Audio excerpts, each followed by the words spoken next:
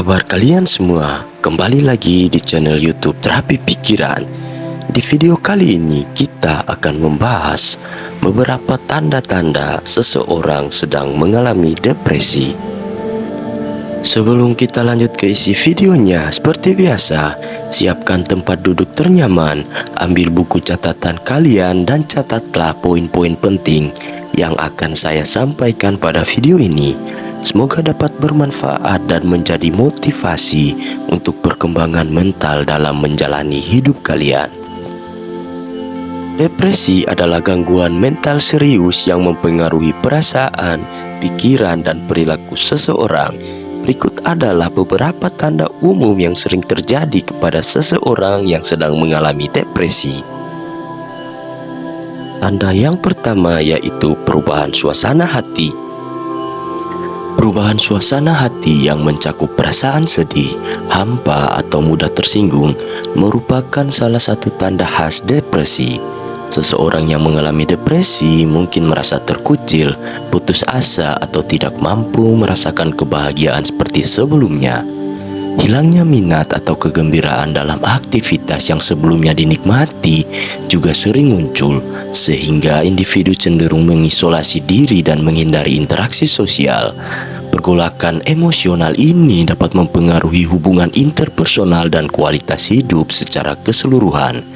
Penting untuk diingat bahwa tanda-tanda depresi dapat bervariasi, dan jika seseorang mengalami gejala tersebut secara berkepanjangan, perlu mencari bantuan profesional untuk diagnosis dan pengelolaan yang tepat. Tanda yang kedua yaitu perubahan pola tidur. Perubahan pola tidur yang dapat terjadi pada seseorang yang mengalami depresi melibatkan gangguan signifikan dalam jumlah dan kualitas tidur. Individu yang mengalami depresi sering mengalami kesulitan tidur seperti insomnia, di mana mereka sulit memulai atau mempertahankan tidur malam. Sebaliknya, beberapa orang mungkin mengalami keinginan tidur yang berlebihan, merasa terus-menerus lelah, dan kesulitan untuk tetap terjaga selama aktivitas sehari-hari. Perubahan ini dapat mengakibatkan penurunan energi dan ketidakmampuan untuk merasa segar setelah beristirahat, yang pada gilirannya dapat memperburuk gejala depresi dan kualitas hidup secara keseluruhan. Tanda yang ketiga yaitu perubahan berat badan atau nafsu makan. Perubahan berat badan atau nafsu makan yang terkait dengan depresi dapat bervariasi. Dengan beberapa individu mengalami penurunan berat badan yang signifikan dan kehilangan nafsu makan, sementara yang lain mungkin mengalami peningkatan berat badan dan kecenderungan untuk makan berlebihan. Pada tingkat yang lebih mendalam, perubahan ini mencerminkan gangguan pada pola makan yang sebelumnya normal, menciptakan tantangan dalam menjaga keseimbangan fisik dan emosional. Kondisi ini bisa disebabkan oleh ketidakmampuan seseorang untuk menemukan kenikmatan dalam aktivitas yang sebelumnya menyenangkan, serta oleh pengaruh perubahan hormon dan neurotransmitter dalam otak yang terkait dengan depresi. Penting untuk memahami bahwa perubahan berat badan atau pola makan yang drastis dapat menjadi indikator penting dalam mengidentifikasi kemungkinan adanya depresi, dan untuk mencari bantuan profesional guna evaluasi dan perawatan yang diperlukan. Tanda yang keempat yaitu kelelahan dan kekurangan energi. Perubahan energi dan kelelahan adalah ciri khas depresi yang sering terjadi, di mana individu yang mengalami gangguan ini dapat merasa terus-menerus lelah dan kehilangan motivasi untuk melakukan aktivitas sehari-hari. Meskipun tidur mungkin terganggu, bahkan setelah waktu tidur yang cukup, mereka mungkin merasa kelelahan secara fisik dan mental. Kelelahan yang menyertai depresi dapat menciptakan hambatan signifikan dalam menjalankan rutinitas harian, mengganggu kinerja di tempat kerja atau sekolah, dan mengurangi partisipasi dalam aktivitas sosial.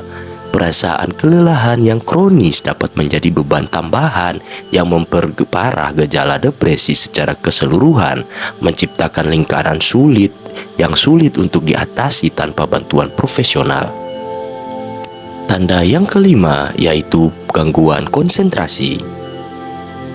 Perubahan konsentrasi dan daya ingat yang terpengaruh adalah salah satu ciri khas depresi, di mana individu mungkin mengalami kesulitan yang signifikan dalam memusatkan perhatian atau membuat keputusan.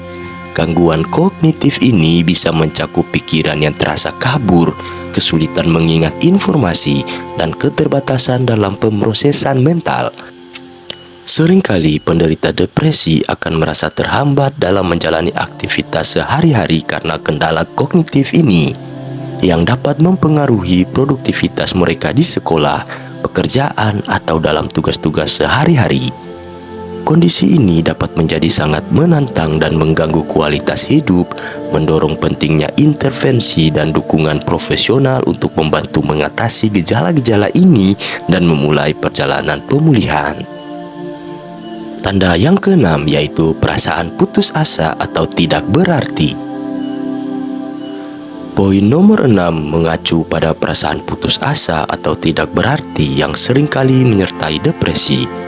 Individu yang mengalami depresi cenderung merasa tidak berharga, bersalah secara berlebihan, atau merasa bahwa hidupnya tidak memiliki makna.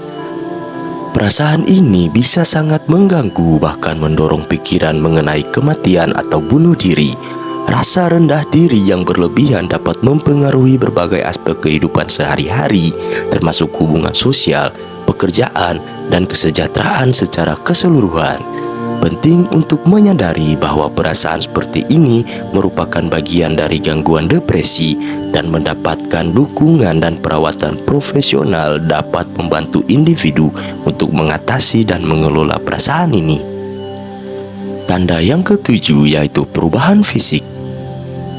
Perubahan fisik yang terkait dengan depresi dapat mencakup gejala seperti sakit tubuh yang tidak dapat dijelaskan secara fisik dan masalah kesehatan fisik lainnya.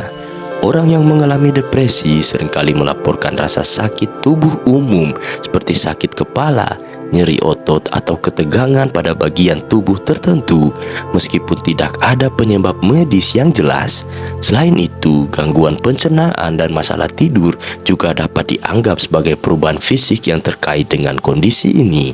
Keterkaitan antara kesehatan mental dan fisik menekankan pentingnya pendekatan holistik dalam penanganan depresi, di mana perhatian terhadap kesejahteraan fisik dan mental secara bersamaan dapat mendukung proses pemulihan. Yang kedelapan yaitu isolasi sosial. Gangguan sosial adalah salah satu tanda depresi yang mencakup penarikan diri sosial dan isolasi. Individu yang mengalami depresi cenderung merasa sulit untuk berinteraksi dengan orang lain, bahkan dengan teman dan keluarga terdekat. Mereka mungkin kehilangan minat pada kegiatan sosial yang sebelumnya mereka nikmati, menyebabkan perasaan kesepian dan terasing. Isolasi sosial dapat menjadi lingkaran setan di mana ketidakmampuan untuk terlibat secara sosial memperburuk perasaan depresi, menciptakan lingkungan yang lebih sulit untuk pulih. Penting bagi individu yang mengalami tanda-tanda ini untuk mencari dukungan sosial dan profesional guna membantu mengatasi depresi dan memulihkan kesehatan mental mereka. Dan tanda yang kesembilan yaitu penurunan kinerja di sekolah atau pekerjaan.